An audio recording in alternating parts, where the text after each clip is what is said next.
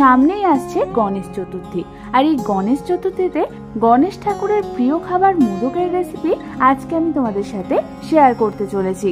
আর এই রেসিপিতে থাকছে মোল্ড ছাড়াও তোমরা কি করে মোদকের সুন্দর শেপ দিতে পারো তার কিছু টিপস। তাহলে চলো রেসিপিটা শুরু করে ফেলি। আর আমি সুস্মিতা তোমাদেরকে আমার চ্যানেল ইয়ামিটস বাংলাতে স্বাগত জানাই। এই মোদক বানানোর জন্য প্রথমেই আমি একটা বাটিতে 2 টেবিল চামচ পরিমাণ গরম দুধের মধ্যে দিয়ে দেব প্রায় 1 পিঞ্চ পরিমাণ স্যাফরন।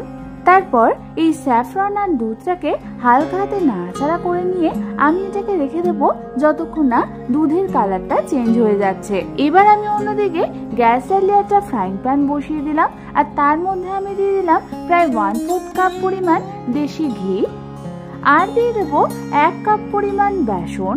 এবার আমাদের এই ঘিটার সাথে বেসনটাকে ভালো মতো মিডিয়াম টু লো ফ্লেমে নাড়াচাড়া করতে করতে হালকা করে রোস্ট করতে হবে। এই বেসন রোস্ট করবার সময় কিন্তু তোমরা একদমই গ্যাসের ফ্লেমটাকে হাই করবে না, তাহলে কিন্তু তোমাদের বেসনের কালার তাড়াতাড়ি লালচে চলে আসবে আর বেসনটা ভালো মতো রোস্ট হবে না।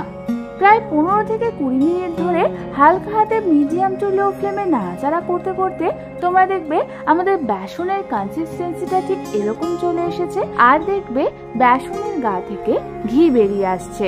ঠিক এই সময় আমি এর মধ্যে দিয়ে দেবো প্রায় 3/4 কাপ বা 12 টেবিল চামচ পরিমাণ গুঁড়ো চিনি। গুঁড়ো চিনি দেওয়ার পরও আমাদের এই বেসনের মিক্সচারটার সাথে গুঁড়ো চিনিটাকে আরো 2 থেকে 3 মিনিট ধরে মিডিয়াম টু লো ফ্লেমে ভালো মতো মিশিয়ে নিতে হবে। ভালো মতো সমস্ত কিছু মিশানো হয়ে গেলে আমি এর মধ্যে দিয়ে দেবো মেজারমেন্ট কাপের 1 কাপ পরিমাণ দুধ। দুধটা আমার আগের থেকে জাল দিয়ে রাখা ছিল। আর দিয়ে দেবো স্যাফরন মিল্কটা। এবার আমাদের সমস্ত কিছুকে হালকা হাতে মিডিয়াম ফ্লেমে ভালো মতো নাড়াচাড়া করতে হবে যাতে বেসনের কোনো লাম্পস না থাকে।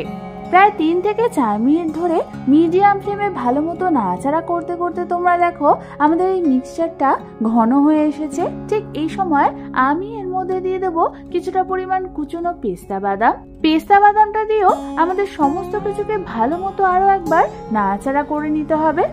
ভালো মতো নাড়াচাড়া করতে করতে তোমরা দেখবে আমাদের এই মিক্সচারটা একটা ডোয়ের কনসিস্টেন্সিতে চলে এসেছে। ঠিক এই সময় অল্প একটু পরিমাণ মিক্সচার হাতে তুলে নিয়ে একটু রোল করে দেখে নেবে যে এটা হাতে লেগে যাচ্ছে কিনা। যদি না লাগে তাহলেই তোমরা বুঝবে তোমাদের মোদকের মিক্সচার একদম রেডি। এবার আমি এই মিক্সচারটা একটা অন্য পাত্রে নামিয়ে নিয়ে সেটাকে হালকা ঠান্ডা হতে রেখে দেব। ততক্ষণে আমি অন্যদিকে নিয়ে নিয়েছি মোদক বানানোর মোল্ড। তোমাদের কাছে যদি মোদক বানানোর মোল্ড না থাকে তাহলেও তোমরা কি করে মোদক বানাবে সেটাও আমি শেয়ার করব। এবার প্রথমে আমি মোদকের মোল্ডটা নিয়ে তার 2 সাইডে কিছুটা কিছুটা করে কুচনো পেস্তা বাদাম দিয়ে দেব। এবার অল্প অল্প করে মোদকের মিক্সচার নিয়ে এই মোল্ডের 2 সাইডটাতে এইভাবে চেপে চেপে আমাদের দিয়ে দিতে হবে।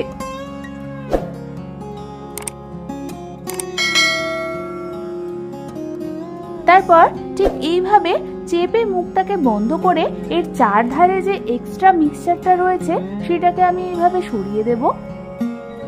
তারপর আমাদের এর নিচের দিকটাকে ঠিক এইভাবে হালকা হাতে চেপে চেপে প্লেন করে নিতে হবে। এবার মোল্ডটাকে খুলে তোমরা দেখো কি সুন্দর আমাদের মোদকের শেপ চলে এসেছে। আমাদের একটা মোদক রেডি হয়ে গেছে। এবার আমি এটাকে একটা অন্য পাত্রে রেখে দেব। এবার আমি তোমাদের মোল্ড ছাড়া তোমরা কি করে মোদক বানাবে সেটা দেখিয়ে দিচ্ছি। তার জন্য কিছুটা পরিমাণ মোদকের মিক্সচারটা নিয়ে হাতের সাহায্যে প্রথমে এইভাবে একটু গোল করে নিতে হবে। তারপর হাতের সাহায্যে এরকম ঘুরিয়ে ঘুরিয়ে এর উপরের দিকটাতে একটু ছুঁচলো মতো শেপ দিতে হবে। এবার এই শেপটা দেওয়া হয়ে গেলে একটা চামচের পিছনের দিকের সাহায্যে এর গায়ে আমি এইভাবে এরকম দাগ দাগ মতো ডিজাইন করে দেব। তাহলে কিন্তু তোমাদের মোদক একদম রেডি হয়ে যাবে।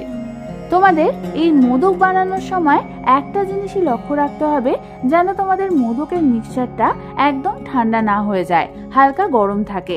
তা না হলে কিন্তু তোমরা মোদকের ভালো মতো শেপ দিতে পারবে না। আমি তোমাদের এখানে যে কোয়ান্টিটিটা দেখিয়েছি সেটা দিয়ে আমার মোট 13টা মতো মোদক তৈরি হয়েছে। ব্যাস তৈরি হয়ে গেল আমাদের দারুণ স্বাদের এই মোদকের রেসিপিটা। তাহলে এই গণেশ চতুর্থীতে দোকান থেকে মোদক কিনে না নিয়ে এসে তোমরা বাড়িতেই গণেশ ঠাকুরকে এরকম সুন্দর মোদক বানিয়ে খাওয়াতে পারো। আর এই রেসিপিটা ভালো লেগে থাকলে একটা লাইক অবশ্যই করে দিও, আর আমার চ্যানেলটা সাবস্ক্রাইব করতে একদম ভুলো না। আজ তাহলে পর্যন্তই, আমি আবার চলে আসবো তোমাদের কাছে নতুন কোনো রেসিপি নিয়ে।